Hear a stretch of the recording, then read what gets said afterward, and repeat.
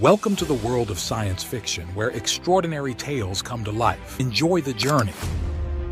The alien device sparked, sending a shower of purple electricity across Ryan Dalton's workbench.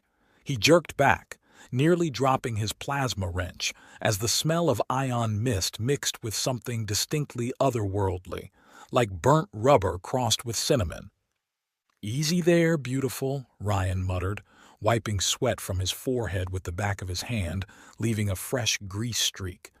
The device, which looked like someone had tried to mate a toaster with a particle accelerator after a few too many drinks, hummed ominously. "Just need to recalibrate your flux capacitor, or whatever the hell you call this thing." Behind him, Caliph Oron paced the narrow confines of everything fixable, his green skin shifting through various shades of nauseated chartreuse. The alien's three-fingered hands clutched a device that displayed what looked like 17 different time zones from planets Ryan couldn't pronounce. "How much longer?" Oren's voice had the quality of wet sandpaper. "I have appointments." "Yeah, well, your toaster from hell just tried to electrocute me, so maybe dial back the urgency." Ryan squinted at the device's internal mechanisms. "What'd you say this was again?" "I didn't." Oren's skin darkened to forest green. Never a good sign. The shop's door burst open with enough force to rattle the bell into submission. Chris Chef Donovan filled the doorway, all 6'3" of ex-Marine muscle barely contained in a grease-stained apron that read, "Kiss the cook or get court-martialed." "Bro." Chris pointed a spatula accusingly at Oron. "Your alien clientele is scaring away my customers. Again." Mrs. Henderson took one look at Green Jeans here through the window and nearly choked on her bacon burger. Ryan didn't look up from the sparking device. "Chris, we've been over this. Earth joined the Galactic League 5 years ago. Deal with it." "I dealt with it fine when it meant better Wi-Fi and those Andromedan beer imports." Chris stepped closer, nostrils flaring. "But your shop smells like someone set fire to a yoga mat in a candy factory." "That's the interdimensional plasma converter." Ryan finally looked up, grinning. "Or possibly Oron. Hard to tell." Oron's wrist device suddenly erupted in a cacophony of beeps, whistles, and what sounded suspiciously like a mariachi band. His green skin blanched to the color of old pistachio ice cream. "They found me." The words came out as barely a whisper. Ryan set down his tools. "Who found you?" But Oron was already backing toward the door, his three-fingered hands fumbling in his coat. He slapped a metallic disc on the counter.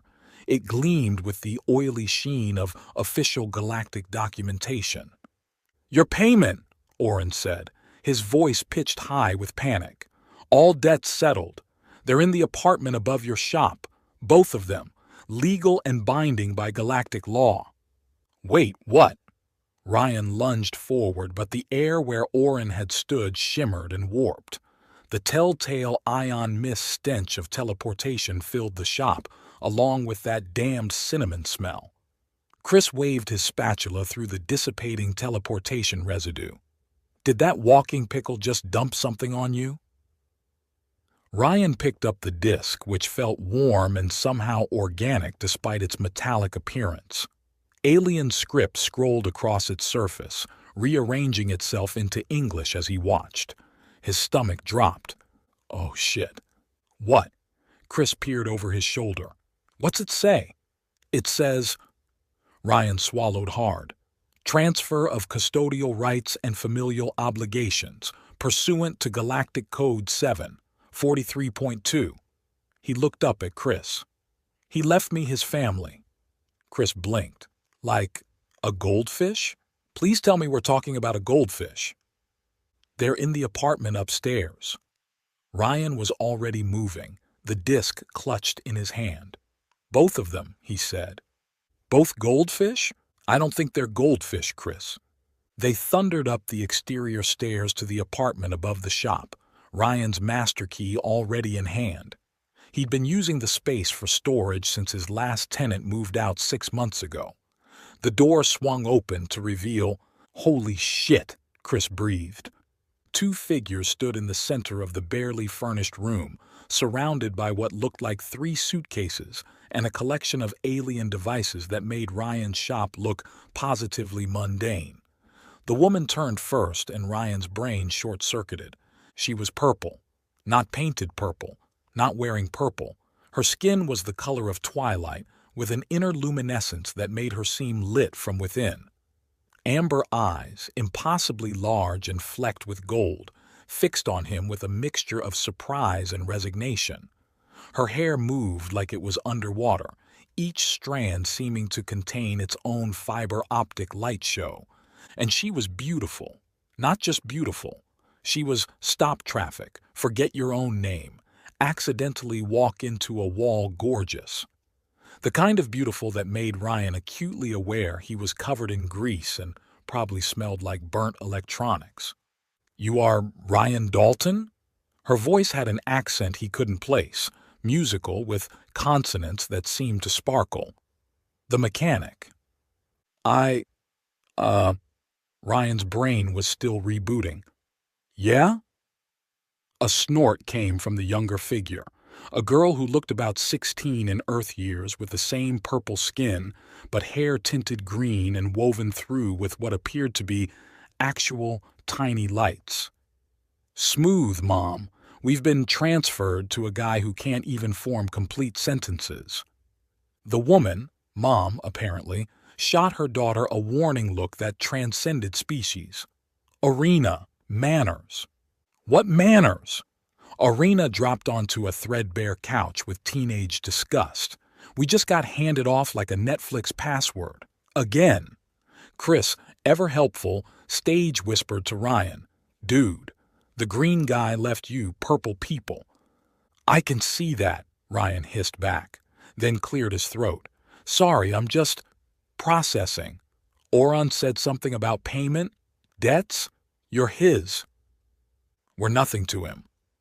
The woman's jaw tightened, making the lights in her hair flicker. "I am Meloria. This is my daughter, Arena. We had a business arrangement with Oron for residency documentation." "A fake marriage," Arena supplied helpfully. "Mom needed papers to keep us from getting deported back to the war zone formerly known as our planet. Oron needed someone to claim on his taxes. Match made in bureaucratic heaven." Ryan felt like his head was spinning. "And now he's, what, transferred you to me? Like property?" "According to galactic law, familial obligations can be transferred to settle debts." Meloria's amber eyes hardened. "We have been through this process before, twice." "3 times, Arena corrected. "If you count the Regellian who tried to trade us for a ship." Wait. Ryan held up his hands. "I don't own people. Nobody owns people. This is insane." Chris leaned against the doorframe, clearly enjoying the show. "Actually, galactic contracts are pretty binding. My cousin Eddie got stuck with a sentient plant for 6 months. Thing wouldn't stop singing show tunes. Not helping, Chris. Just saying, you might want to check the fine print before." The lights in the apartment suddenly dimmed. No, that wasn't right. The lights were the same, but everything else was getting brighter. Ryan watched in fascination as Meloria's skin began to glow more intensely, her hair lifting as if gravity had taken a coffee break. "Mom," Arena warned, "you're doing the thing." "I am not doing." Meloria cut herself off as the coffee table began to rise off the floor. "Oh, fragments." Ryan took an instinctive step back as his toolbox started floating. "What's happening?" "Lyrian women affect localized gravity when emotional," Arena explained with the tired tone of someone who'd given this speech before. "It's supposedly an evolutionary advantage. Personally, I think it's just embarrassing." "I am fine," Meloria insisted, even as Chris's hat drifted off his head. "Right, fine." Chris grabbed his hat out of the air. "The purple lady who's making my hat fly is totally fine." Ryan watched a potted plant orbit slowly past his head and made a decision. Okay, everyone just calm down. Mal? Meloria? Deep breaths. Let's get gravity back to normal before my insurance company has questions I can't answer. She closed her eyes and gradually, objects began settling back to Earth. The coffee table landed with a thunk. Ryan's toolbox clattered down, spilling wrenches across the floor. I apologize, Meloria said stiffly. It has been a difficult day. Yeah, I bet. Ryan ran a hand through his hair, leaving it standing at odd angles. Look, I don't care what that disc says. You're not property. You're people. Guests. You can stay in the apartment until we figure this out. Arena's green-tinted eyebrows rose. Guests? Not assets or acquisitions or biological collateral? Jesus, is that what people have been calling you? Among other things, Meloria said quietly. Ryan felt something hot and angry rise in his chest. Well, not here. You're guests. The apartment's not much, but it's clean, mostly. There's a grocery store 2 blocks down, and Chris makes decent burgers despite his personality. Hey, Chris protested. We cannot pay rent, Meloria said carefully. Oren controlled all our funds. I didn't ask for rent. Then what do you want? The question came out sharp, defensive. Meloria's glow flickered again, and a picture frame on the wall tilted 45 degrees. Ryan met her amber gaze steadily. I want to figure out how to undo whatever the hell Oron did. I want to make sure you and your daughter are okay, and I really want to know why my shop still smells like cinnamon. For the first time since they'd met, all of 10 minutes ago, Meloria's lips curved in what might have been the beginning of a smile. That would be Arena's hair products. She insists on using Beetlejuice brand. It's the only thing that works with the lights, Arena protested. Chris's stomach chose that moment to rumble audibly. Speaking of products, I've got a restaurant to run. Ryan, you good here with your new house guests? Yeah, I'm good. Cool. Ladies, if you need anything, I'm next door. Best burgers in the sector. Ask anyone except the health inspector. He paused at the door. Oh, and Ryan, you've got that thing at 9 tomorrow. What thing? The thing where you explained to Mrs. Henderson why she saw a green alien in your shop who apparently paid his bill with purple women. Chris ducked out before Ryan could throw a wrench at him. In the sudden quiet, Ryan became aware of how the 3 of them were standing. Him by the door, Meloria near the window, Arena on the couch. Like points of a triangle, each maintaining careful distance. So, he said finally, are you hungry? I mean, do you eat Earth food? We eat. Arena pulled out a device that looked like a smartphone had mated with a disco ball. But if you're thinking pizza, I should warn you that Mom's lactose intolerant, violently. Arena. What? He should know. Remember what happened at that rest stop in Nevada? Meloria's purple cheeks darkened to plum. That was an isolated incident. You created a localized gravitational anomaly in a Denny's, Mom. They had to close for 3 days. Ryan found himself fighting a grin. No pizza then. Chinese. Can we get those little fried dough things? Arena perked up slightly. What do you call them? Donuts. Donuts. And those are dessert, not dinner. Earth has the weirdest rules, she muttered, but she was almost smiling. As Ryan pulled out his phone to order food, he caught Meloria watching him with those impossible amber eyes. When their gazes met, her skin shimmered slightly, like purple starlight. Thank you, she said softly, for not being like the others. Yeah, well, Ryan shrugged, uncomfortable with the gratitude. I fix things. It's what I do. We are not things to be fixed. No, he agreed. But this situation is, and I'm pretty good with complicated machinery. We are not machinery either. I know, he smiled. But you do come with some interesting features. Anti-gravity, lights in the hair, Interdimensional luggage. How did you know the luggage was interdimensional? Lucky guess. That and it's humming in B-flat. This time her smile was real, transforming her face from beautiful to breathtaking. You have a good ear, Ryan Dalton. Comes with the job. His phone buzzed with the restaurant confirmation. Food'll be here in 30. Make yourselves at home. I'm going to go downstairs and try to figure out what exactly Oren's gadget was supposed to do before he teleported away like his ass was on fire. It was a probability calculator, Arena said absently, still focused on her disco phone. For quantum betting, super illegal in 12 systems. Ryan paused at the door. How do you know that? She looked up, green-lit hair framing a grin that was pure teenager. I hack things. It's kind of my talent. That and making Mom float the furniture when she's trying to impress someone. I was not... Meloria's protest was cut short as every piece of furniture in the room rose 6 inches off the floor. Ryan left them to their argument, closing the door on what was officially the strangest day of his life. And considering he'd once helped a Centaurian fix a temporal blender that kept sending smoothies 3 minutes into the past, that was saying something. Back in his shop, the alien device sat innocently on his workbench, no longer sparking. Ryan picked up his tools, then set them down again. Through the ceiling he could hear footsteps, Meloria's heavier tread, Arena's lighter one, his apartment, his guests, his problem now. What the hell have you gotten me into, Oron? He muttered. The device, naturally, didn't answer, but somewhere in the back of his mind, Ryan had the feeling his life had just become a lot more complicated, and possibly more interesting, definitely more purple.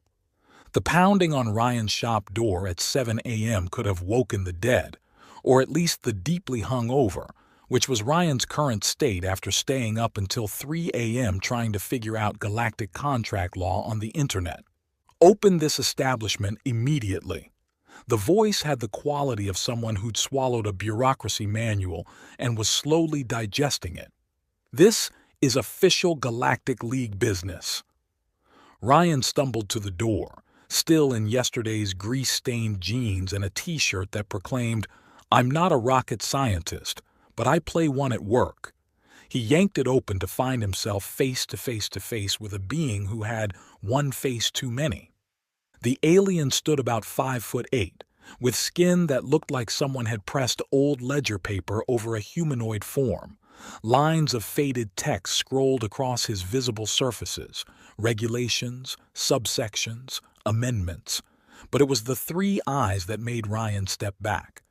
2 normal-ish ones flanked a central orb that glowed with the soft green light of a calculator display. Ryan Dalton? The alien consulted a tablet that materialized from thin air. I am Senator Verg Orvin, Intergalactic Commissioner of Family Debts, Marital Transfers, and Domestic Obligations. It's 7 in the morning, Ryan managed. 7:03, Orvin corrected. His middle eye pulsed slightly. You're lying. You know exactly what time it is. Interesting. How is that a lie? I said, approximation is a form of deception. Orvin pushed past him into the shop. Where are the transferred parties? The what now? The Lyrian female and her offspring. The debt payments. Orvin's scanner materialized, sweeping the shop with blue light. Ah, upstairs. Their biosignatures are quite distinct. Ryan's brain was still booting up, but his protective instincts kicked in faster than his coffee maker. Hold up! You can't just barge in here and... Article 5, 7.2.7.2. Orvin's middle eye swiveled to focus on him while the other 2 continued scanning. Weekly welfare checks are mandatory for all transferred familial obligations. Subsection C clearly states, English, before coffee, please. Orvin sighed, a sound like paper rustling in a particularly judgmental way. The Lyrian woman and child who were transferred to you.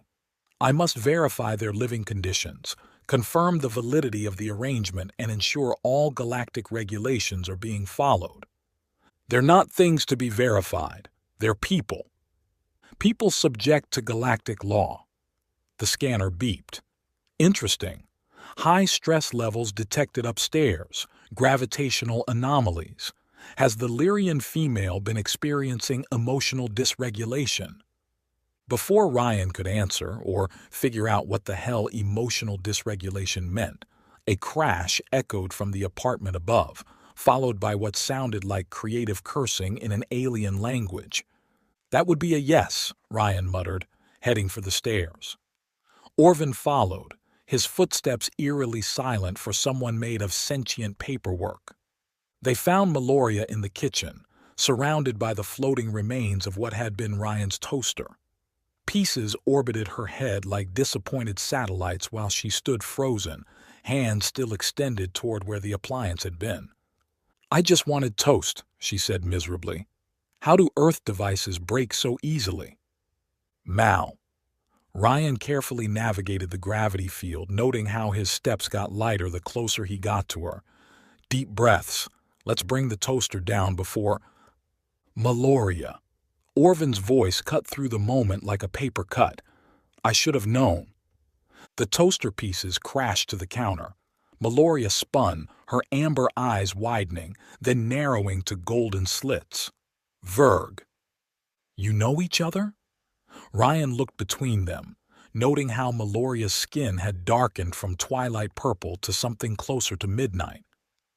"Senator Orvin was my legal advocate during my first residency application." Meloria's words could have frosted glass. Before he decided career advancement was more important than his promises. Orvin's middle eye dimmed. "I followed proper protocol." "You followed ambition." Arena chose that moment to emerge from her room, hair sticking up in gravity-defying green spikes, wearing an oversized t-shirt that read, "My other ride is a spaceship." She took in the scene, floating toaster debris, her mother's defensive stance, the three-eyed bureaucrat, and Ryan looking like he needed about 6 more coffees. "Oh good," she said flatly. "The fun police are here. Miss Arena." Orvin consulted his tablet. Age 13 Lyrian years, approximately 16 Earth years. Currently unregistered in any educational institution. This is a violation of...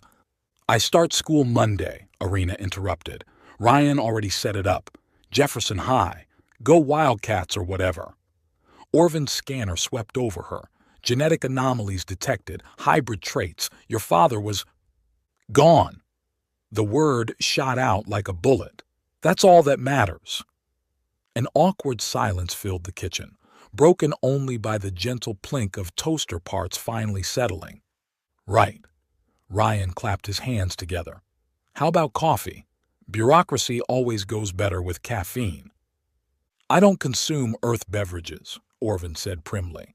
"Your loss." Ryan started the coffee maker, grateful for something to do with his hands. "So what exactly do you need to verify? That they have beds, food, that I'm not keeping them in cages?" "The arrangement must be genuine." Orvin's scanner never stopped moving. "Cohabitation, shared responsibilities, emotional investment. The contract clearly states..." "What contract?"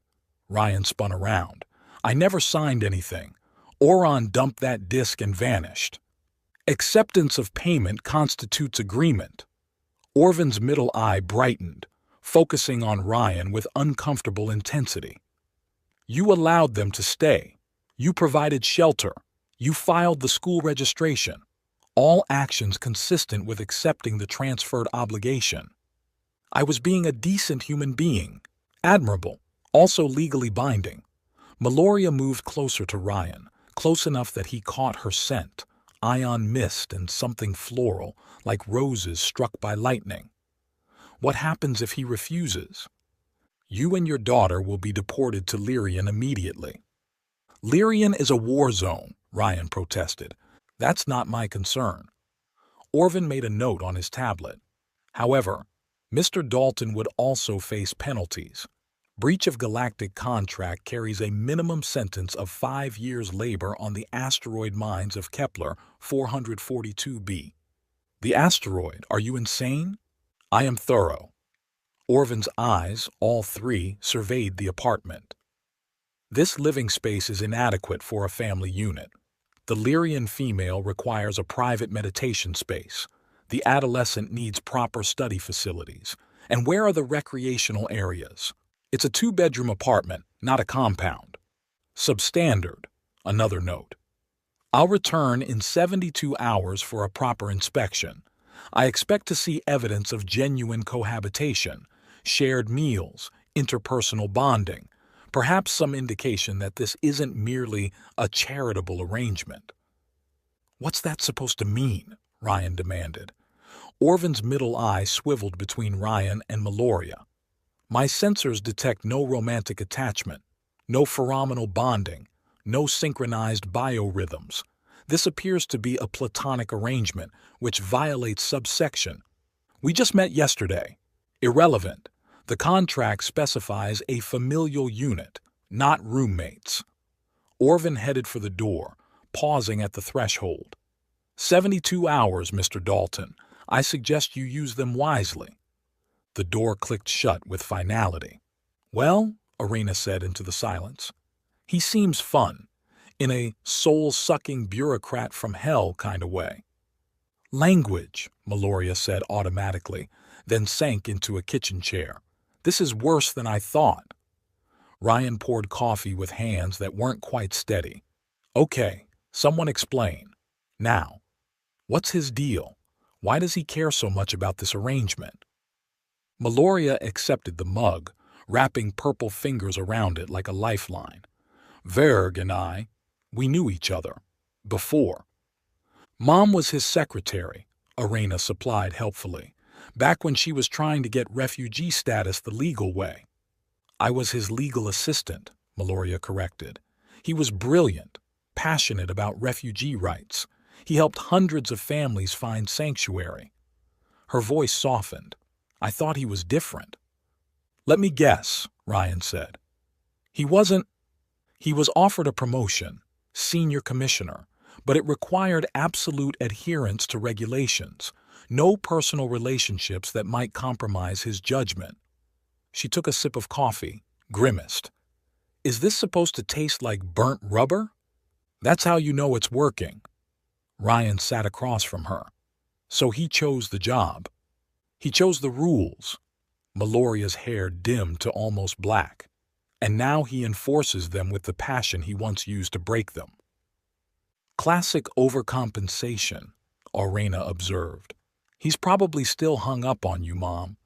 Did you see how his middle eye went all dim when you gave him the death glare? That's not helping, Rhea. Just saying, we could use it. Make him jealous. Ryan could pretend to be totally into you and… Arena! What? It's a solid plan. Ryan's already got the whole scruffy mechanic with a heart of gold thing going. You're gorgeous even when you're destroying kitchen appliances. One fake romance coming up. Ryan choked on his coffee. I don't think… You don't have to think, Arena interrupted. Just look smitten. Maybe hold hands. Gaze longingly. You know, romance stuff. Do you actually know any romance stuff? Ryan asked. I've seen movies, Earth ones even, though your mating rituals are weird. Why does everyone keep running through airports? Okay, time out. Ryan held up his hands. Nobody's faking anything. We'll figure this out without…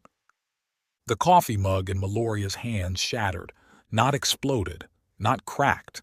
The ceramic simply gave up cohesion, transforming into powder that drifted upward in lazy spirals.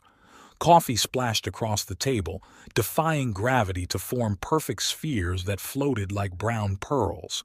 Mom! Arena scrambled back as her chair began to rise. I'm sorry.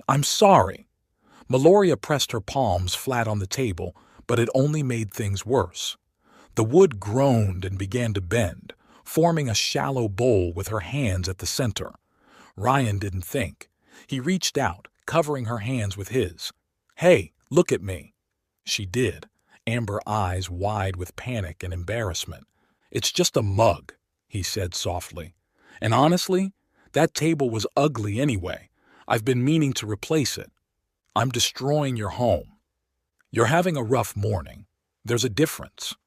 He kept his hand steady on hers, noting how her skin felt electric, like touching a plasma globe.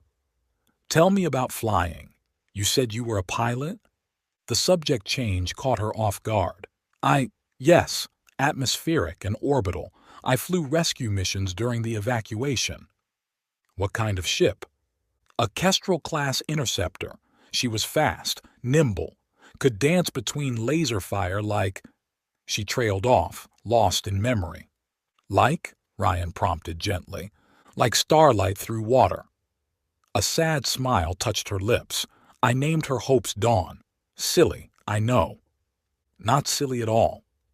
Ryan became aware that the furniture had settled back to the floor. The coffee spheres still floated, but calmly now, like a desktop water feature designed by aliens. "I name all my tools. This wrench?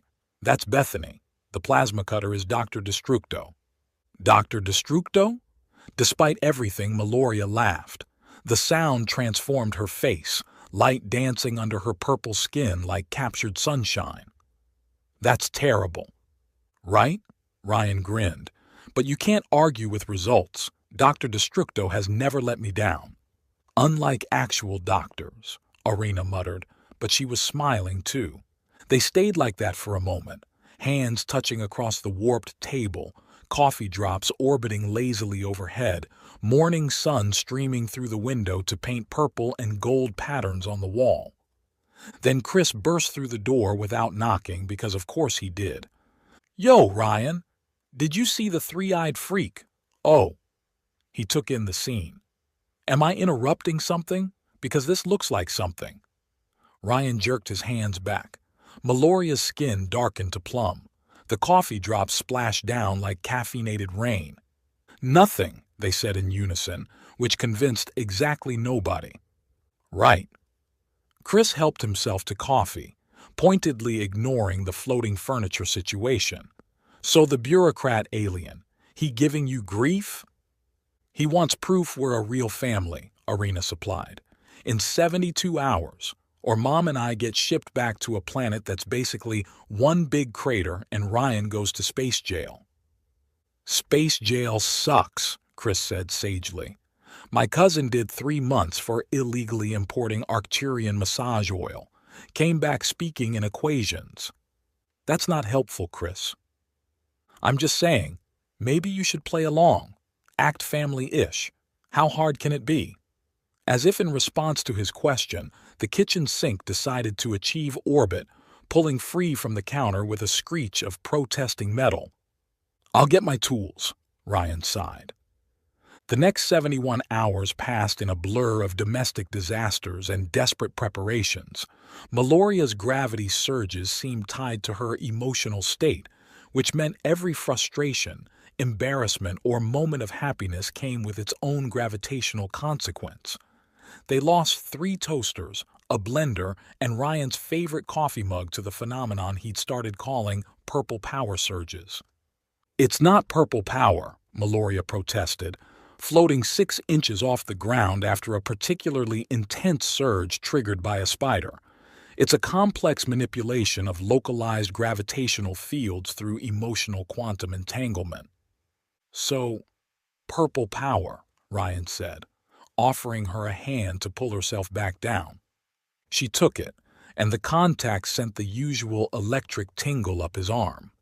They'd been touching more often, little steadying gestures, hands brushing as they cleaned up the latest gravitational casualty. Each time felt like completing a circuit, energy flowing between them in ways that had nothing to do with alien physiology. "You're impossible," she said, but she was smiling. "Look who's talking. You literally made a black hole in my bathroom yesterday." "That was a small gravitational anomaly. It ate my rubber ducky." Arena, meanwhile, had started school with all the enthusiasm of someone approaching a root canal. Ryan drove her the first day, enduring a lecture on Earth's primitive education system the entire way. "You still segregate students by arbitrary age groups," she complained. "On Lyrian, we group by interest and aptitude.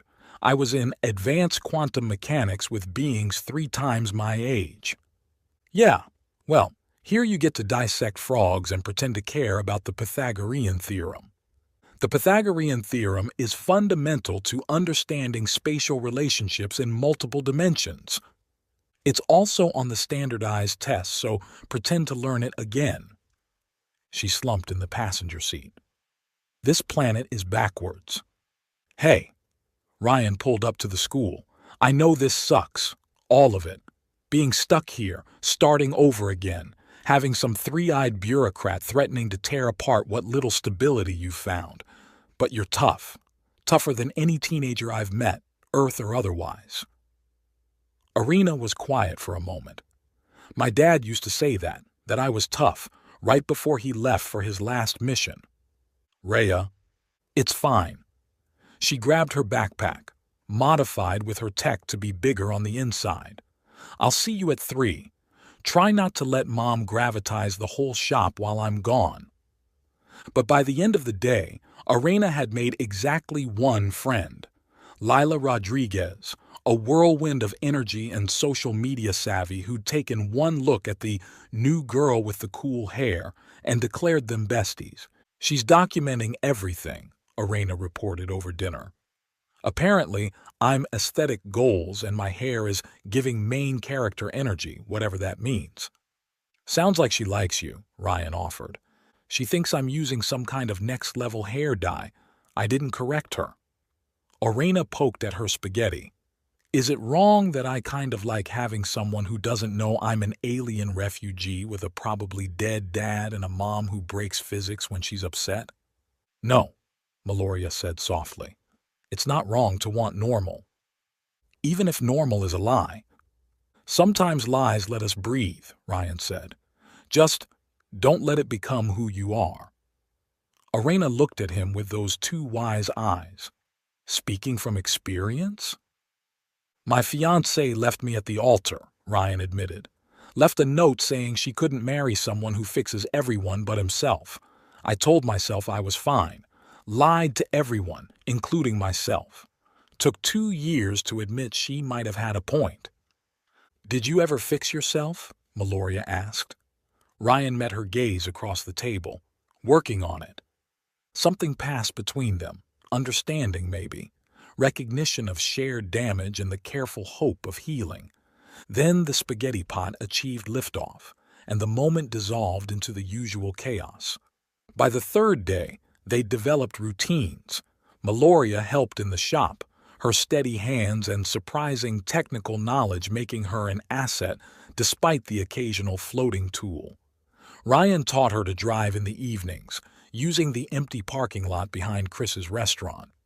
The key is smooth movements, he instructed, trying not to notice how the setting sun turned her purple skin to burnished gold. No sudden stops or starts. Unlike my gravitational control, she said wryly, hands gripping the steering wheel. You're getting better. We only lost 1 lawn ornament today. Mrs. Henderson's flamingo will be missed. Mrs. Henderson has 12 more. Trust me, you did the neighborhood a favor. She laughed, relaxing incrementally. The truck rolled forward smoothly. This is nice. The freedom. On Lyrian, only military personnel could operate vehicles. Well, here you can drive wherever you want. See the world. Take Rhea on college tours in a few years. You think we'll still be here in a few years? The question hung between them. Ryan knew what she was really asking. Will you get tired of us? Will you leave like everyone else? I fix things for the long haul, he said finally. No quick patches in my shop. She parked the truck with only minimal gravitational assistance. We're not machines, Ryan. No, he agreed. You're much more complicated and way more interesting. In the dim light of the cab, her amber eyes searched his face. Most people run when things get complicated. Good thing I'm not most people. No, she said softly. You're not. The space between them seemed to shrink, charged with the same electricity he felt every time they touched. Meloria leaned slightly forward, and Ryan found himself matching the movement, drawn by forces that had nothing to do with gravity manipulation. Then her phone buzzed. Irina, texting that she'd finished her homework and could they pick up pizza on the way home. The moment shattered like one of the many dishes they'd lost to gravitational surges. We should... Yeah, definitely. They spoke over each other, awkward as teenagers. Meloria's skin flushed deeper purple. Ryan started the truck with more attention than the action required. But as they drove toward the pizza place, Meloria's hand found his on the gear shift. A small touch, a promise of possibility. Neither of them mentioned it, but Ryan felt the warmth of her fingers like a brand, a tether to something he wasn't quite ready to name. The inspection was tomorrow. Orvin would return with his scanners and regulations, looking for proof of something that couldn't be measured in forms and subsections. A real family, real connection. Ryan glanced at Meloria, then in the rearview mirror where Irina was visible through the shop window, building something that definitely violated several Earth laws of physics. Real? He wasn't sure what that meant anymore. But whatever this was, complicated, messy, occasionally defying gravity, it was theirs. And he'd be damned if he'd let some three-eyed bureaucrat take it away. The inspection morning arrived with all the subtlety of a gravitational surge. Ryan woke to find his alarm clock orbiting his head and Meloria standing in his doorway, purple skin flushed dark with embarrassment. "Sorry," she whispered. "Anxiety makes it worse.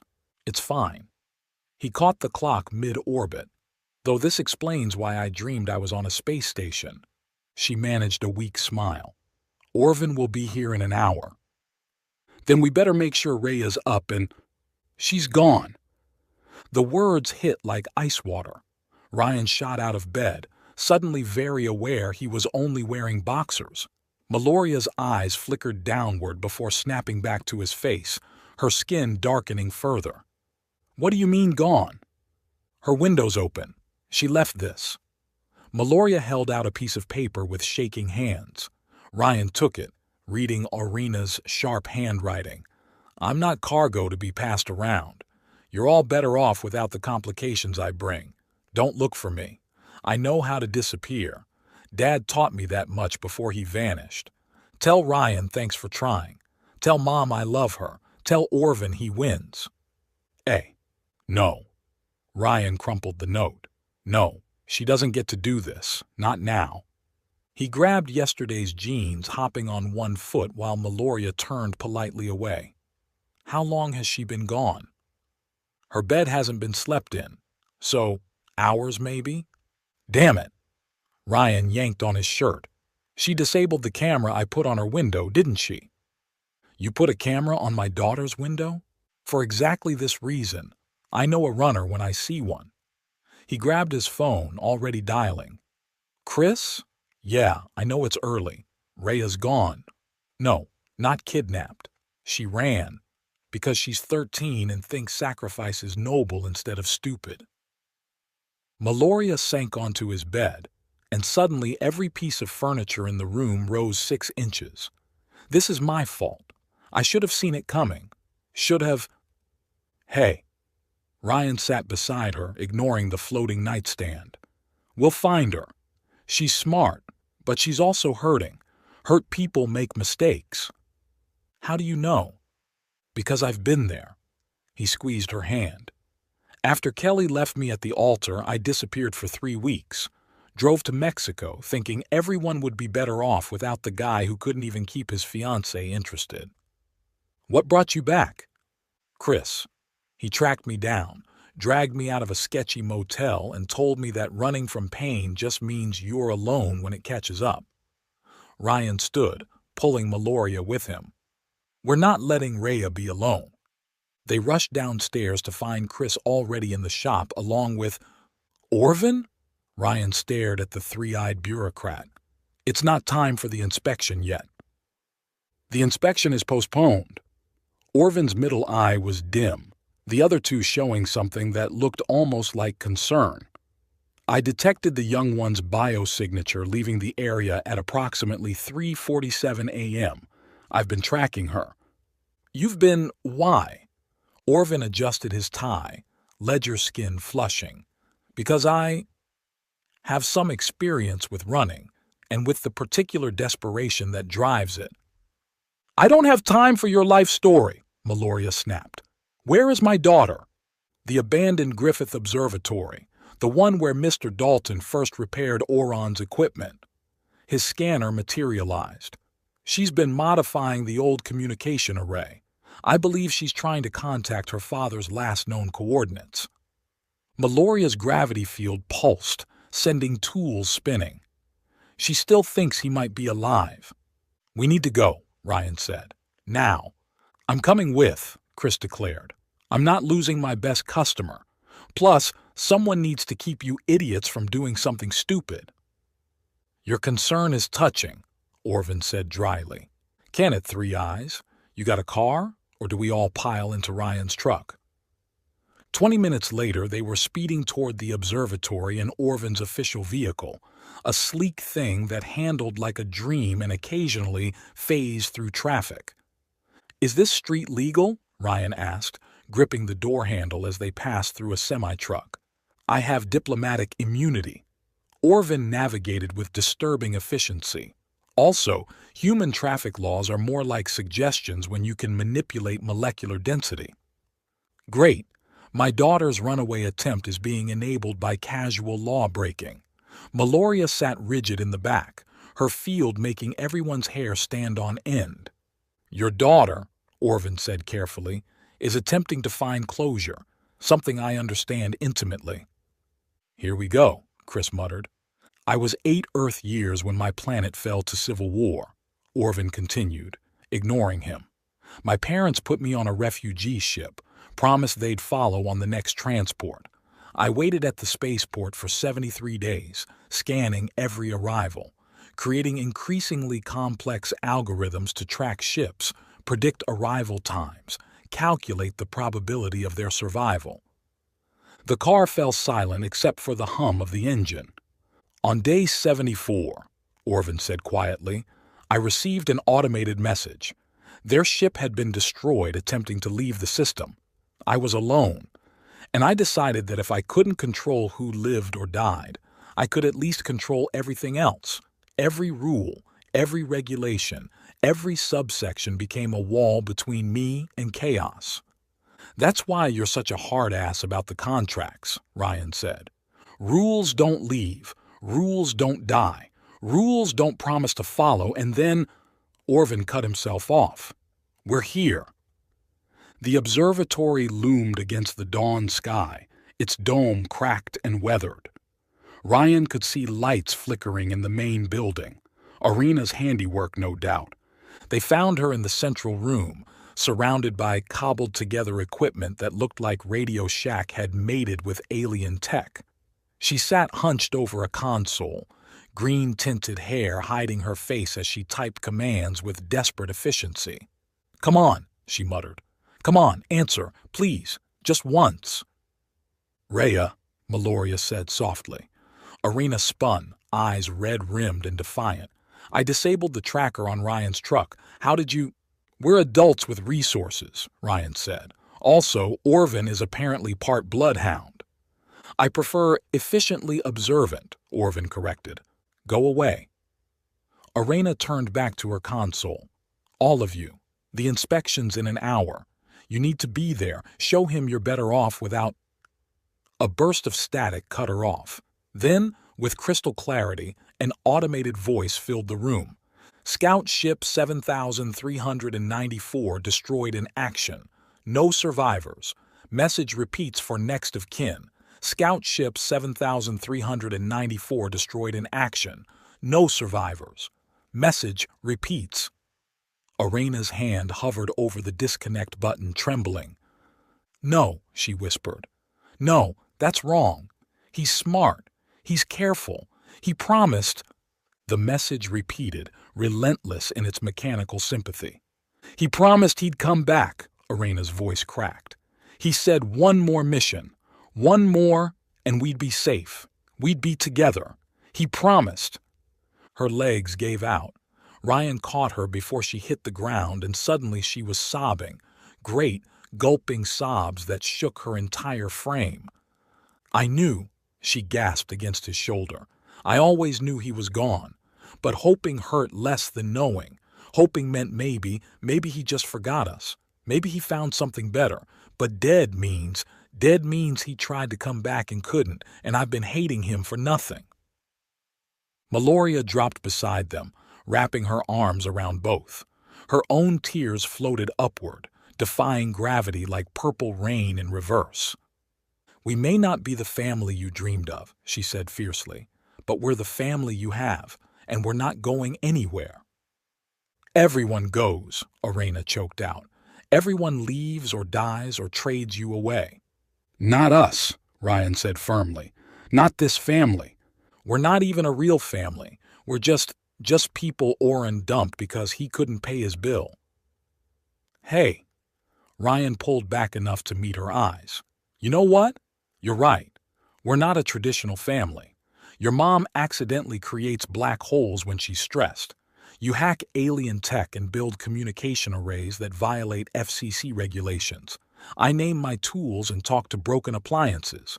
We're weird and messy, and half the time we're literally defying the laws of physics. Your point? Arena sniffled. My point is that real families are messy. They're complicated. They're people who choose to stick together even when things get hard, especially when things get hard.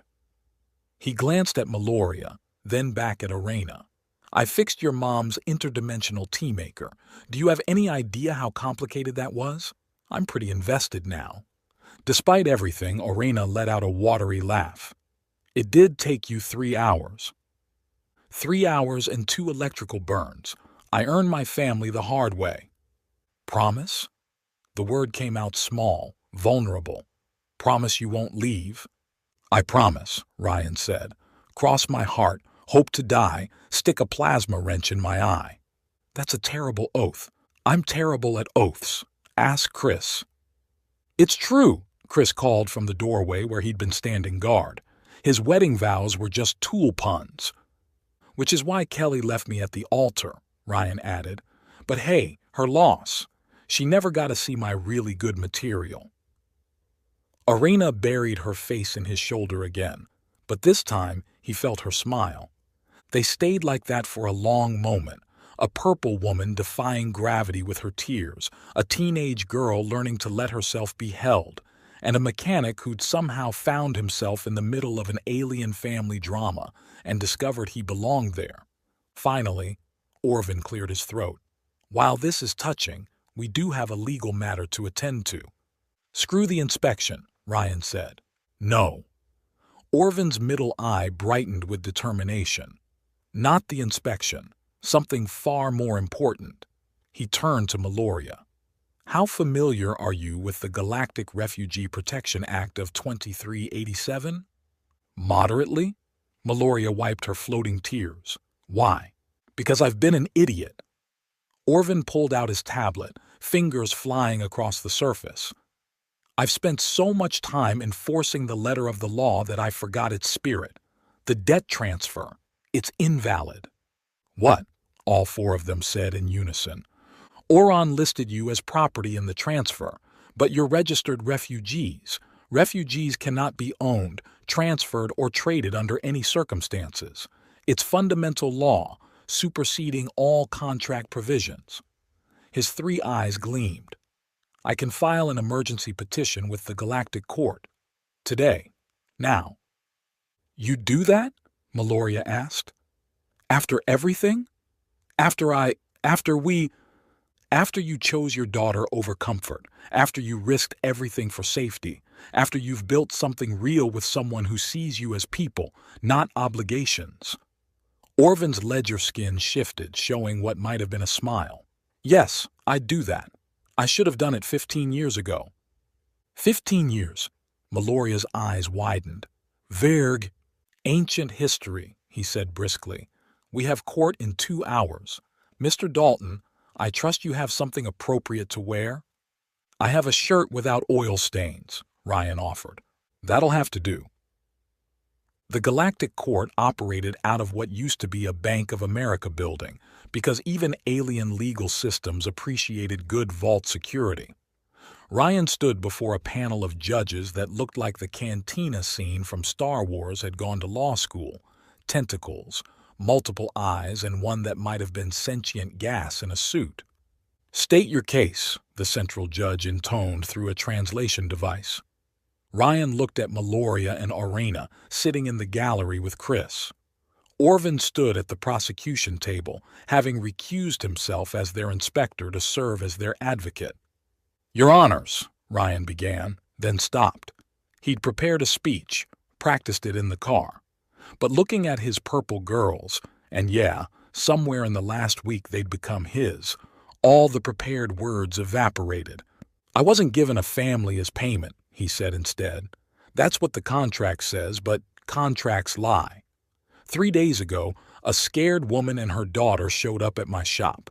They'd been traded, abandoned, and treated like cargo by people who should have protected them." He thought of Arena sobbing in his arms, of Meloria's tears defying gravity, of breakfast chaos and floating furniture, and the way they both smiled when something actually went right. "Your laws say they're property. Your laws say I own them because some con artist couldn't pay for a repair job. But Your Honors, if your laws say that, your laws are wrong." Murmurs rippled through the court.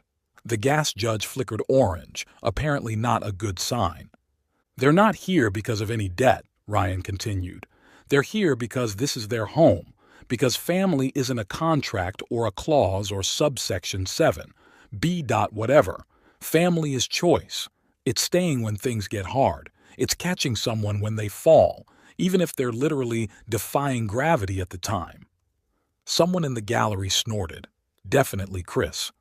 "Meloria and Arena aren't my property. They're my family. I choose them. Every floating toaster, every gravitational surge, every sarcastic teenage comment and terrified midnight nightmare. I choose them.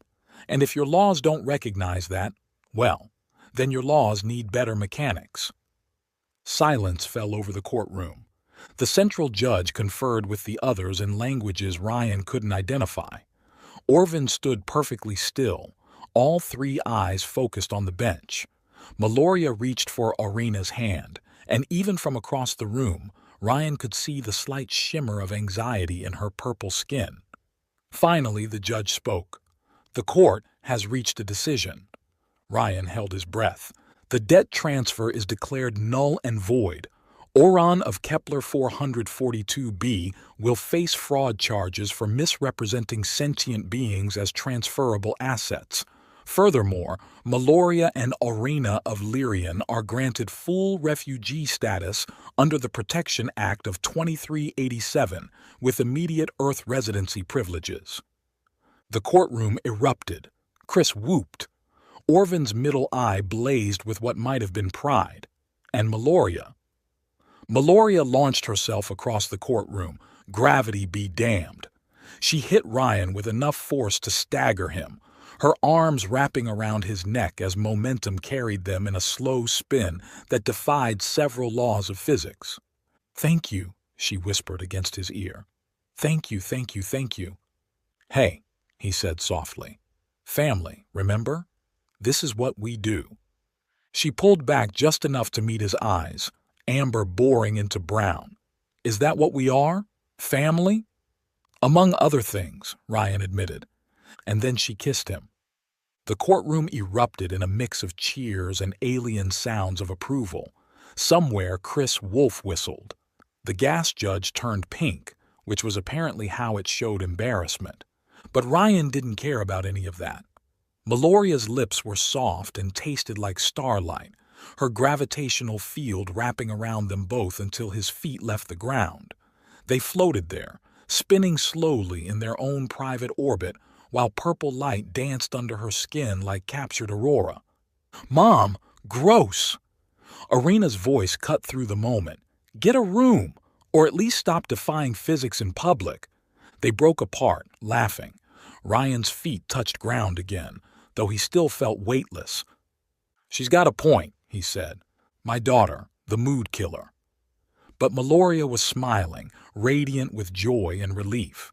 "Your daughter who just got you floating in a courtroom," Arena said, approaching with teenage disgust written across her features. "Do you know how many TikToks this is going to end up in? Lila's probably already posting." "Let her post," Ryan said, pulling Arena into a one-armed hug. "Not every day you see a guy literally swept off his feet." "You're ridiculous." But she leaned into him, just a little. "Both of you." "Ridiculously free," Meloria corrected. "No more contracts, no more transfers, just us." "Just us," Ryan agreed. 6 months later, Ryan stood in his shop, now sporting a sign that read, "Everything fixable, Earth and beyond," in English, and what Arena assured him was proper Lyrian script. Business was booming, word having spread through the alien community about the human mechanic who could fix anything and had literally floated in court for love. "Dad!" Arena's voice carried from upstairs. "Mom's doing the thing again." "What thing?" he called back, not looking up from the Centaurian food processor he was rebuilding. "The gravity thing. She's stress baking and the muffins are orbiting the kitchen. Let them orbit. They cook more evenly that way." Footsteps on the stairs, and then Meloria appeared, flower in her purple hair and a sheepish expression on her face. "The new client makes me nervous." "The Andromedan? Why?" "3 eyes. Reminds me of... Orvin is literally coming for dinner on Sunday. You can't be nervous about every 3-eyed being in the galaxy." "I can be nervous about clients who might be connected to Orin." Ryan set down his tools, pulling her close. She melted into him, her anxiety-driven field making his hair stand on end. "Orin's gone," he reminded her. "Fraud charges in 12 systems. He's not coming back." "I know, it's just... hard to believe we're safe?" She nodded against his chest. "Hey," he tilted her chin up. "We've got the universe's most pedantic bureaucrat on our side, a teenager who could hack the Pentagon if she was bored enough, and a shop full of very loyal customers who'd notice if anyone tried to mess with us. Plus, I've gotten pretty good at the whole protective boyfriend thing." "Boyfriend?" She arched an eyebrow. "That's very... high school." "What would you prefer? Significant other? Partner? Gravitationally bound companion?" "How about husband?" Ryan's brain short-circuited. What?" "Arena and I were researching Earth customs. Apparently, when humans want to make family bonds official, they have ceremonies, marriages." Her skin darkened to that beautiful deep purple that meant she was embarrassed but pushing through. "I thought perhaps...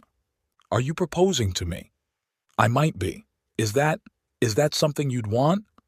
Ryan thought about the last 6 months, about morning coffee and floating breakfast, about teaching Arena to drive while Meloria white-knuckled in the back seat, generating small gravitational eddies with every turn, about quiet evenings when they all sprawled in the living room working on their individual projects but together, about the way Meloria looked in the morning sun, the way Arena had started calling him Dad without flinching, the way his empty fix-it shop had become a home. "Yeah," he said softly, "that's something I'd want." Her smile could have powered cities. The gravitational surge that followed definitely shorted out several appliances. "Mom! Dad!" Arena's voice from upstairs held a note of panic. "The muffins achieved escape velocity. They're in the neighbor's yard." "That's our cue," Meloria laughed. "I'll get the ladder." Ryan sighed. "You get the gravity under control." "Deal. But first," she kissed him quick and sweet. "I love you, Ryan Dalton." "Love you too, Mal, even if you do weaponize baked goods." He headed for the ladder, pausing at the door to look back. Meloria was already floating slightly, purple skin glowing as she headed upstairs to deal with their daughter and the rogue muffins, his family, his beautiful, chaotic, gravity-defying family. The debt had been paid in full, but what he'd gained, priceless, absolutely priceless.